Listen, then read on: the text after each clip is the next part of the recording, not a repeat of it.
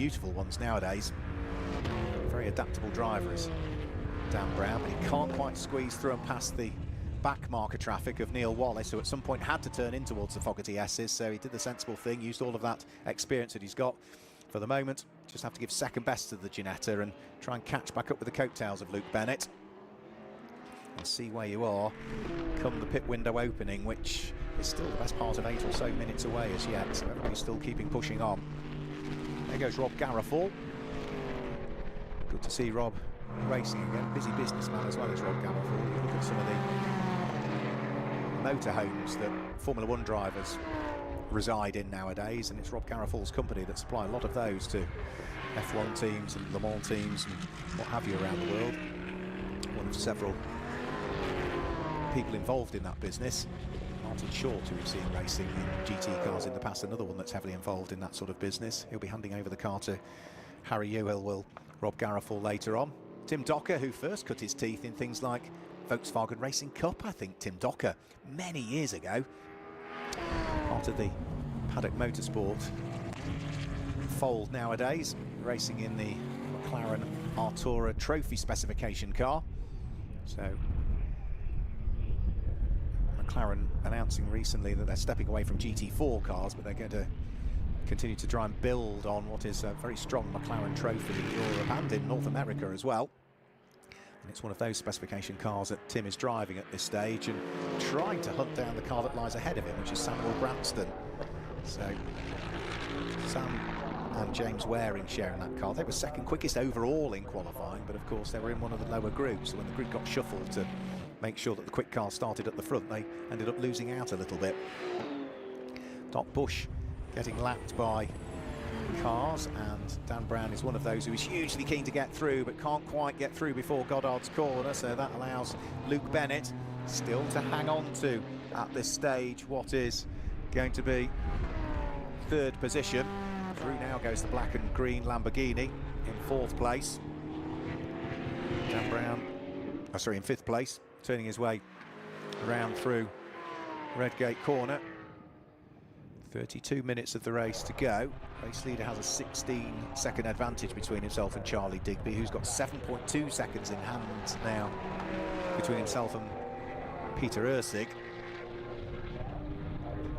Peter Ursig, is he lapping any quicker than the car ahead? Yes, he was half a second quicker that time through than Charlie Digby, but he's still 7.2 seconds behind, so that's still a fair chunk to make up. We've still got Andrew Perry fighting away, and that's with Hadley Simpson. And those two cars will be fighting for 14th and 15th overall at the moment. Group GTA Ginetta of Dan Perry and Group GTA Ginetta of Hadley Simpson behind. That will be for the lead of the group at this stage, so that's a battle that's worth keeping an eye on. And if you're wondering what Group GTA is, it's for lower specification Cup cars or Challenge cars, one-make GT cars, and also older GT4 specification cars. So through goes Charlie Digby over the start-finish line. The Lamborghini amongst the traffic at this stage, so it's dealt with Mark Elbin's SVG Motorsport car. Peter Ursig also with the traffic to deal with, which are the two cars fighting for the lead of Group GTA, the Ginettas. Andrew Perry and Hadley Simpson.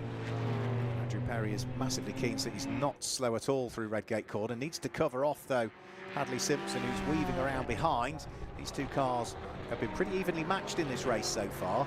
The difficulty will be, though, for the second of the two Ginettas, is that Hadley Simpson is classified as a sporting enhanced driver, so the number 78 Ginetta, the number 11 Ginetta, I should say, will have to stop for 78 seconds in the pit lane. Whereas Andrew Perry and Dan Quintero are two sporting graded drivers, so they'll stop for 18 seconds less. So second part of the race, you should see that pink Ginetta come out through and ahead of the grey and green machine. So down into the braking area for Fogarty S's comes Peter Ursig. The Audi that he's campaigned for, 3-4 years now, served him well. JMH Automotive preparing the car. For Team Brits BMW, Jamie Falvey up the inside of Rob Garafall he goes and places a lap on that Ginetta. The next car to deal with will be Tim Docker, who's running in 9th position. He's the last car that remains on the lead lap at the moment. Off fourth place car also involved with the traffic as well. Luke Bennett up the inside of Andrew Perry to place a lap on that car, so Ginetta laps Ginetta. So whilst they might look the same, what that is a Group GTC Ginetta, so it's a current specification Ginetta GT car getting past some of the older specification Ginetta G4s, so they might look the same, but absolutely they are not. There are big differences between them, both in terms of particularly the aero package on them and also the power outputs. So down through Craner curves, the battle for the lead of Group GTA is still on at this stage. Now, for Andrew Perry and Dan Quintero, Andrew Perry runs a little bit wide through the old hairpin, and that is the only opportunity that Hadley Simpson needs, who instantly is able to carve his way by. Just a small mistake from Andrew Perry, outbraked himself, got onto the dirty tarmac, the car just washed a little bit wide, just bounced over the curbs a bit, and straight away he's lost the place. More importantly, has now lost the lead of Group GTA. Through has gone Hadley Simpson, who will now look to try and pull away, knowing full well that when the pit window opens for these cars that run in Group GTA, which is another 8 or so minutes away yet, it's the earliest that the Group GTA cars can pit, then they're going to have to stop in the number 11 car for 18 seconds longer than the Pink Panther that they've just overtaken. So out of the Fogarty S's, another bit of dust just being raised as they push the very circuit limits, trying as hard as they possibly can at the wheel of their G56s, accelerating their way out of the Melbourne hairpin in towards the braking area for Goddard's to conclude what for them will be lap number 13 this time through. Our race leader is already on lap number 15. Fastest lap has now come down to a 1 minute 27.630. Lead advantage has grown to 22.6 seconds at this stage. One car now has picked up a 5-second penalty, and I'm afraid that car is the car that we saw running right down at the old hairpin and raising dust coming out of the Fogarty S's. So Andrew Perry picks up a 5-second penalty for track limits. So that will help the cause of Hadley Simpson, who's going to have to stop for 18 seconds longer because they know on corrected times. That's sort of going to bring it down the advantage to sort of just 13 seconds. Charlie Digby still going well in second position. Might be 22.6 seconds adrift of the race lead, but he's still 7.3 seconds up the road from the Group GT3 Audi R8 of Peter Ursig. Into the braking area for the Melbourne hairpin comes Charlie Digby. So partnered up with Mike Taylor, both of whom have raced in Ginetta Academy and Ginetta GT Championship, I think, in the past, both of them. Charlie dipped his toe in the water with GT Cup last year in the Ginetta at the final round at Snetterton. Mike Taylor new to the championship for this year. And before too much longer, the pit window will be open. So for the cars in Group GTO, Group GT3 and Group GTC, their pit window will open in around about a minute's time. So 24 minutes of the race will open. Drivers should be getting ready, which means that Team Brit will decide when they want to pull Jamie Fulvey in and hand it over to Paul Fullick. Now, the pit window is open for 5 minutes, so around here at Doninghton Park it gives you 2, maybe 3 laps, that's about all, so it's not much of a window to get in and get things done. Frank Morris nipping up the inside of Doc Bush, good recovery drive from him, running in 6th place, having dropped down towards the tail end of the field after that small little moment at Redgate Corner. Frank Morris going well at this stage, and Jamie Stanley scheduled to take over that car in the next 2 or 3 laps. Now, if you've got a sporting enhanced or a pro sporting driver behind the wheel, your best bet is pit early, get the quicker driver in as soon as possible. They get then longer to hunt down some of the cars which maybe only have sporting drivers in, AMs in reality. So it wouldn't surprise me if Frank Morris comes in early. Matters not really for Team Brit because both Jamie Falvey and Paul Fullick are classed as sporting drivers. So they're on the minimum amount of time you'd have to spend in the pits at this stage, which is 60 seconds. There's no success seconds to worry about today. Success seconds will come from the results of today's race, and they'll be added to the pit stops tomorrow as well. Top of the standard time, if you finish in the top 3 in your group, you'll pick up success seconds for tomorrow's race, and that evens things out even more. So through and over the start-finish line, Ben Taylor fighting away with Mark Ellman. So this is going to be for 12th and 13th position. It'll be 4th and 5th in Group GTH at this stage for the GT4 specification cars. Picking their way out of Redgate Corner onto the top of Hollywood and down through the Craner curves. Pit window is open for the first batch of cars, so I don't think we've got anybody in as yet. Yes, we have. Frank Morris has just come in, so we've got the Lamborghini has dived for the pit lane. As I thought, he would probably come in at the sharp end of the window, front end, to get Jamie Stanley on board for part 2 of the race. For the cars running in Group GTB, Group GTH, Group GTA, like these two Ginettas we see at the moment, their pit window isn't open yet. They've got to wait a while longer before they can come in. So there's the familiar helmet of Jamie Stanley about to hop on board. Frank Morris will be disappointed with the first corner, but the rest of his stint absolutely went to plan. Run back through the order from Frank Morris. Paul Bailey heads into the pit lane as well at the wheel of the Mercedes to hand over to David Brabham, former Le Mans winner, former Formula 1 driver, of course.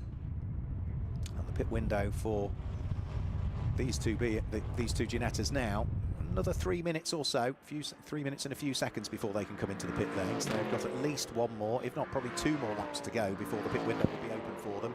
And Mark Ellman is utilising all of that driving time to see whether he can carve his way past Ben Taylor. He's running alongside him, but he's on the outside line as they come up towards Goddard's. 24/7 Ginetta breaks as late as it can, hangs on to the place over the SVG Motorsport Ginetta. They come out of the corner side by side. They went into it side by side as well, but now Mark Ellman, if he can draw alongside, has the inside line for Redgate Corner. He's not quite there. Is he going to be as brave on the brakes as he dare? Yes, he does. They run side by side through Redgate Corner, give each other enough room coming off the corner, and Mark Ellman does get the job done. He goes through and ahead of Ben Taylor, and that is going to be a change for position. Into the pits comes Tim Docker, so he is in at the wheel of the Group GTC McLaren Artura. No other driver to worry about for Tim, so he can pit at any point within the window without fear. Jamie Stanley rejoins now behind the wheel of the number 63 car and is placed a lap down by the race-leading BMW, which is still as yet to pit at this stage. So Jamie Falvey still carrying on in the lead of the race. We've seen Charlie Digby in second place into the pits as yet. Looks so Dan Brown has come in at the wheel of the number 59 Lamborghini to hand over to Jack Gadd. David Brabham is about to leave the pit lane. Tim Docker is about to leave the pit lane, and in the background of the shot, Charlie Digby from second is in.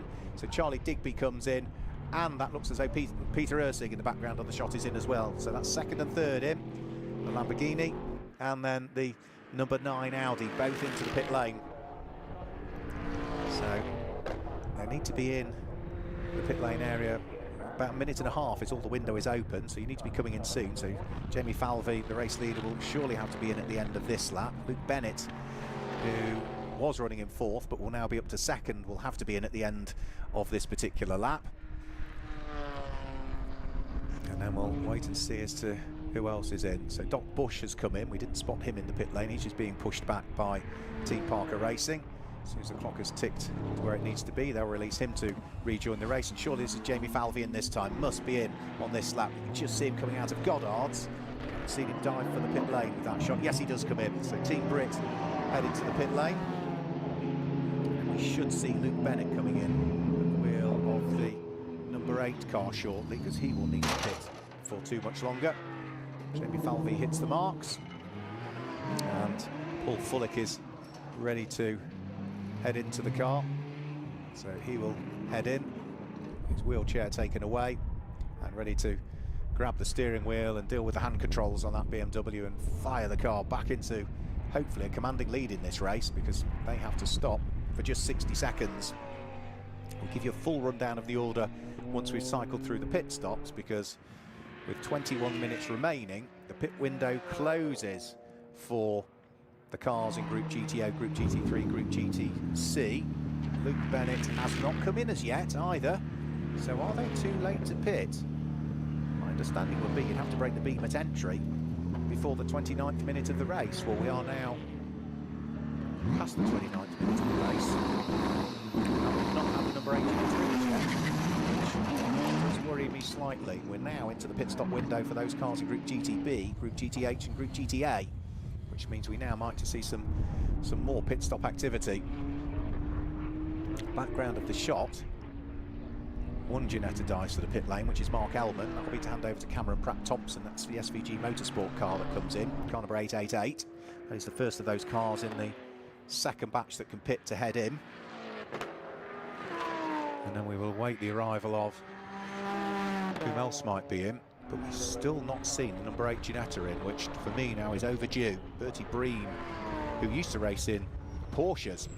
We've seen him out racing in Porsche Club and Porsche Boxsters in the past. Bertie Bream scheduled to jump on board that car, but that car is not showing as having been in the pits. Now, it might be a transponder issue that it didn't register as it came into the pits, because all I can see is the number of pit stops the car has had, and that is not showing any beside it. But the number 8 Ginetta must surely be in at some point. Well, here it comes now, and with less than 20 minutes to go, is it going to dive into the pits this time? Yes, it is. Now, on my timing screen, that car is showing as being a Group GTC Ginetta, which means it will be Group 1, but it's pitting with the Group 2 cars. And there's no overlap of the pit windows, so when one group has finished their pits, the next start. So they are late to the pit for me, which means that will probably ask a few questions in race control. So we'll talk about what's happening on the circuit, and then subsequent results can be dealt with by the officials. So 19 minutes to go. Charlie Digby out of the number 4 Lamborghini, now safely in the hands of Mike Taylor. So it's running third on the road at the moment, but it's about to pass the Ginetta that's in the pit lane to move it up to second. So in towards the braking area. Not sure whether Graham Tilley, who runs and owns the car, is here at Doninghton Park this weekend, but he'll certainly be cheering on if he's at home. The fact that these two drivers have done a brilliant job in qualifying. More cars diving for the pit lane. Ben Taylor giving way to young Charlie Benson, who is about to make his debut in GT cars. Very successful karting career, Charlie Benson, but is now about to hop into the 24/7 number 247 Ginetta. There's Phil, team owner, strapping him in, getting him ready to go. I know Charlie was saying in testing on Thursday and Friday he'd never driven a race car really before. Weight transfer very different, brakes very different to having come out of karting. He never even had to deal with simple things you just don't think about. He'd not had to deal with a pit-to-car radio before. You know, people chatting to him when he's in his ears, because you just don't get that in karting. Door closes, Ginetta fires up. They all have to park at 45 degrees to the garage and then be pushed back by the team. And then one of the key things to do as well is make sure you give it plenty of revs and don't stall it. So wait for the clock to tick to 0, engage the gear, there we go. So out into his first GT Cup race there goes Charlie Benson. Alan McCullagh in the background in the BMW comes back into the race. Dan Quintero, you could just see the pink Ginetta also making its way back into the race. The car that's picked up the 5-second penalty. Did I see Tim Docker coming back in there? That must be the Jolt Racing McLaren is in. Very difficult to tell those two cars apart when they're both black and heading towards you. We've also got Rob Garofall in, ready to hand over to Harry Ewell. So the racing continuing.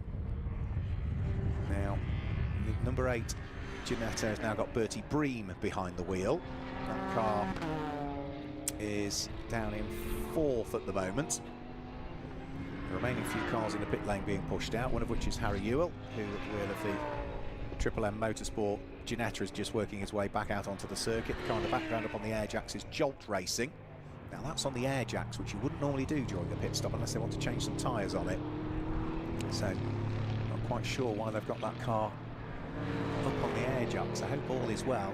And also into the pit lane we've got another Ginetta coming in as well that has just come in, and that is the last of the stoppers, which is Samuel Branston giving way to James Waring.